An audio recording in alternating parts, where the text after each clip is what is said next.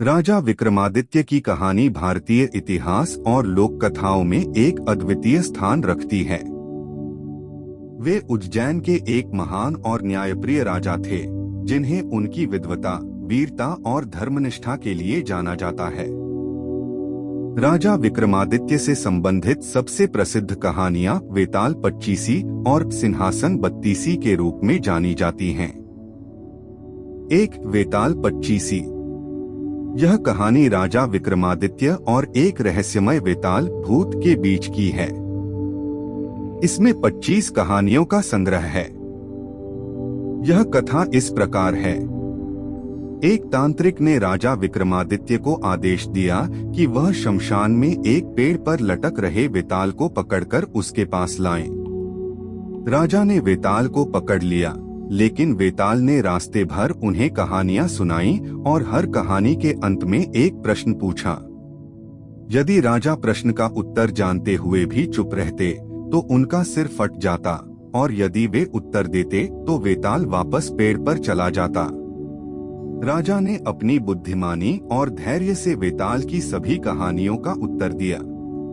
अंततः राजा ने तांत्रिक के असली इरादों को समझकर उसे पराजित किया और वेताल से मित्रता की। 2 सिंहासन बत्तीसी। इस कहानी में राजा विक्रमादित्य के सिंहासन की महिमा और उनके न्यायप्रिय स्वभाव का वर्णन है।